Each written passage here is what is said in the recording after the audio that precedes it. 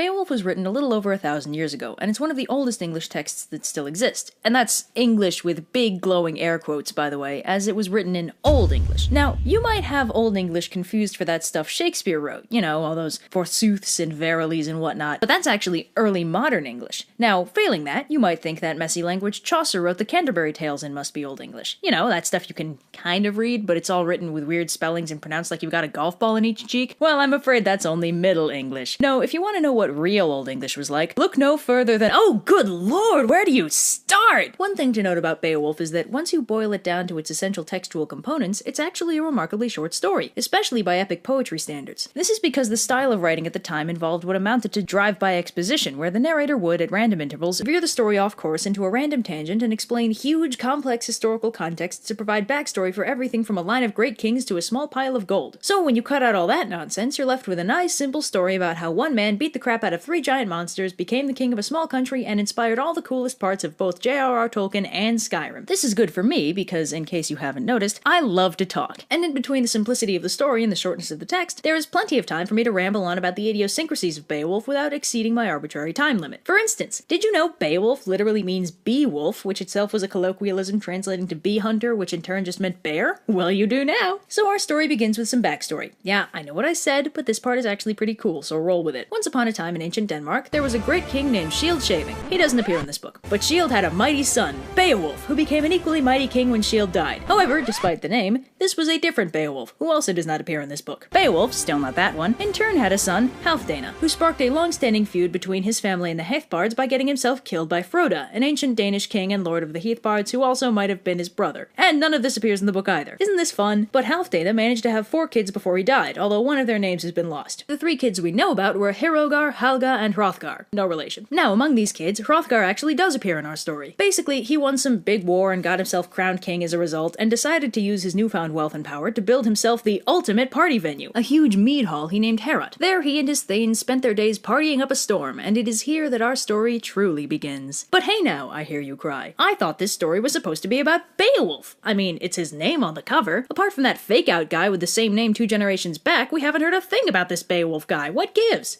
Well, geez, you're pretty impatient, aren't you? I get your hopes up by telling you this story's gonna be short and this is how you behave? Shame on you. Besides, I wasn't finished. See, this story happened a long time ago, in that magical, poorly defined time period in which it was widely accepted that ghoulies, ghosties, and long-leggedy beasties of all ages were just sort of roaming around causing trouble. And in Hrothgar's neck of the woods, the nastiest of these monsters was an ugly piece of work named Grendel. Grendel, we learn, is a big ugly giant descended from the original bad guy, the biblical Cain, and he lives in a grody swamp near a lake full of monsters, called, aptly enough, the Lake of Monsters. But the construction of this new mead hall starts disturbing his natural habitat, largely because the sounds of the 24-hour party circuit happening 10 feet from his house cause him to become just a touch crankier than usual. Now, Grendel has a Grinch complex the size of East Texas, and when he hears the near-constant partying coming from Heorot, he gets a doozy of an idea of the terrible, awful variety. After all, the easiest way to stop the party is to kill everyone partying. Well, you gotta give him points for efficiency. So that night, Grendel scoots on over to the mead hall, busts down the door, kills 30 of the thanes, and skedaddles back on home. This violent party crashing becomes something of a nightly trend, which is disturbing for a variety of reasons, not the least of which being the fact that a rampaging hellbeast murdering a bunch of their friends didn't kill the party atmosphere the first time it happened. But we must not forget that these fine fellows were Nords, one of the most famously testosterone-poisoned cultures in all of human history, so it should come as no surprise that it takes several more late-night murder trips from Grendel before Hrothgar considers calling on their buddies, the Yates, for a little bit of help. Either he got tired of losing his thanes, or he got tired of replacing that stupid door every day. Either way, it's time to call in the cavalry. Enter the Storm Yates, led by Beowulf!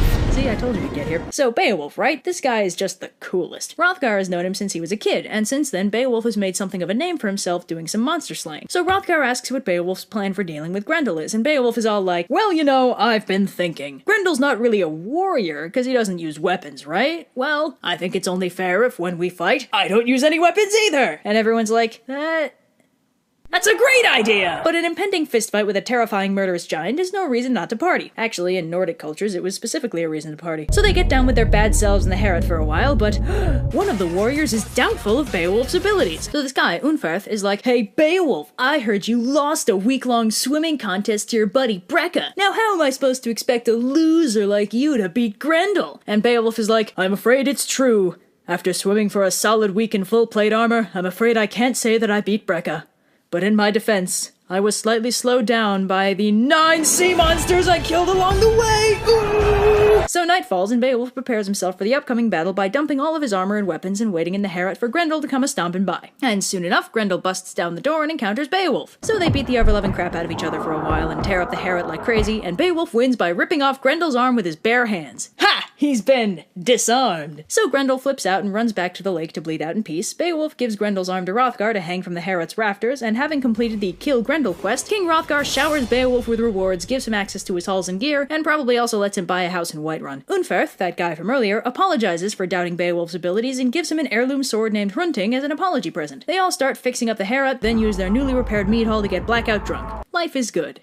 Until Grendel's mother storms into the hall, murders Hrothgar's trusted advisor, grabs Grendel's arm, and vanishes into the night. So Hrothgar sends Beowulf to track down Grendel's mother and avenge the murdered Thane, Ashera for those of you who care, and Beowulf starts hunting her down. They track her through a variety of cartoonishly evil locations and end up at the Lake of Monsters, where they find Ashera's head along with a veritable menagerie of sea monsters. Beowulf prepares for battle by putting on his heavy armor and cannonballing into the lake to confront Grendel's mother, who lives at the bottom. For those of you concerned with his well-being, don't worry too much. Beowulf's lungs are the size of train cars, and the solid day it takes for him to hit lake bottom does little more than bore him. But his boredom is soon over, since as soon as he gets close to the bottom, Grendel's mother ambushes him and drags him into her cave, which is actually a pretty nice locale. Anyway, they do glorious battle, but Beowulf's sword Hrunting utterly fails to hurt her in any way, so he resorts to his tried and true method of using sick nasty wrestling maneuvers. Unfortunately, Grendel's mother finds this effort utterly unimpressive and just starts trying to stab him a whole bunch. But luckily for Beowulf, Grendel's mother has a bit of a hoarding problem, and her cave is absolutely full of nifty magical weaponry. So he grabs a shiny looking sword that turns out to be super magical and manages to kill her with it. Then, after some searching, he finds Grendel's corpse and decapitates it to bring his head back as a present for Hrothgar. Funny story about that. As it turns out, both Grendel and Grendel's mother were totally immune to mortal weapons, but that sword Beowulf grabbed had been forged by giants and was thus capable of hurting them. Why Grendel's mother kept the one thing capable of killing her within arm's reach is probably the subject of much scholarly debate. Unfortunately, this kick-ass magical sword appears to have been one use only, since after Beowulf uses it to decapitate Grendel, the blade straight up dissolves. So Beowulf swims back to the surface with Grendel's head and the sword's hilt, both of which he gives to Hrothgar. He's showered with gifts again, partying happens, etc., etc. Then, Beowulf and the Yeats, having done all the monster slaying they felt obligated to do, sail back to their homeland, where Beowulf presents their king Hygelac with a bunch of treasure and is lauded as a great hero. As thanks, King Hygelac gives him a fancy sword, a bunch of land, and a really nice house. My god, this is Skyrim. But before we go any farther, let's talk about that one-use-only sword, because it's actually really interesting. So first of all, the hilt is carved with vaguely biblical scenes about how the giants were wiped out by the Great Flood in an effort by God to wipe out all evil. The hilt is also covered in Norse runes, implied to be some kind of magic, which is interesting because traditionally pagan magic and Christianity didn't exactly get along. And the other cool thing about this sword is that it was described as Damascened, that is, having been put through the process to create Damascus steel. Now, for those of you who don't know, Damascus steel is a legendarily tough metal whose forging process has been lost, which has endlessly frustrated modern metallurgists since there are a ton of Damascus steel blades lying around, and you'd think we'd be able to reverse engineer something. But no, every time we try, we just keep finding weirder and weirder things about Damascus steel that makes us want to know how to make it even more. For instance, not only do the blades look super cool and magic, kinda like liquid metal, they've actually been shown to contain carbon nanotubes. How does that even happen? But anyway, back to Beowulf. So King Hygelac and his next of kin go the way of all badasses, and Beowulf finds himself crowned king of the Yeats, who he manages to rule without incident for a solid 50 years. That is, until some rando manages to piss off a dragon by stealing a cup from its hoard. And hey, guess what? Beowulf has another monster to fight. For background, the dragon had been chilling for the past god knows how long in a barrow full of gold. The barrow was a burial mound for a troop of warriors from some ancient and noble race, and it had been filled to bursting with fancy treasure. The dragon lived there undisturbed until some tricksy hobbit snuck in and stole his favorite teacup or something. The dragon objects to this rather strenuously, and decides to hunt down the thief the old-fashioned way, by burning everything in sight on the principle that he's gotta hit the criminal eventually. And hey, if this is reminding you of anything... yeah, that isn't a coincidence. Tolkien was a fan of the classics, but the dragon pisses off the wrong Yeet when he torches Beowulf's house, so Beowulf does his thing and decides to challenge the dragon to single combat. So Beowulf and his 12 backup dancers go track down the dragon, bringing with them both the thief and the stolen shiny thing. Now, you might think that using weapons to kill a 100-foot fire-breathing hellspawn could be considered poor sportsmanship, but Beowulf acknowledges that trying to bare-handed wrestle a dragon might not end well for him. So he brings that fancy sword Hygelac gave him. It's called Nailing, it's an heirloom, and it's shiny as hell. But that doesn't matter for very long since it snaps in half 3 seconds into the fight. fight. God, they go through swords like coffee filters around here. So the majority of Beowulf's posse bails and skedaddles into the woods, all except for one, a bloke named Beowulf, one of Beowulf's kinsmen, who couldn't stand idly by and watch Beowulf be mildly inconvenienced by a tidal wave of hellfire. So Beowulf rushes to Beowulf's aid just in time for the dragon to get in a lucky hit and bite Beowulf clean through the neck. Now, you might think this would be a problem for Beowulf. Only if you haven't been paying any attention, of course. Nah, Beowulf uses this opportunity to go for his dagger, while Beowulf manages to find a soft spot in the dragon's armor and gets in a hit. Whereupon Beowulf finishes the job with his trusty knife. So now the battle is over, you'd think Beowulf would start succumbing to that gaping neck wound of his, right? Nah, he's too cool to succumb to a little thing like massive blood loss. On the other hand, deadly dragon poison could certainly pose a problem. So Beowulf's actually dying, and he's like, Beowulf, come closer. I have one last request. Could you go drag the treasure out of the barrow so I can take one last look at the riches I just won? Yeah. So Beowulf zips into the barrow, comes back out with an armload of the shiniest of the treasure, and Beowulf is like, thanks kid, have fun being the next king, and dies. So Beowulf, now King Beowulf, exiles the 11 dudes who ran away from the dragon, and the Yeats retrieve the rest of the dragon's treasure and hold Beowulf's funeral. Then they set up a kick-ass barrow for Beowulf, reburying the dragon's treasure in with him, where, according to the text, it remains to this day. Don't get your hopes up though, some dragon probably already called dibs.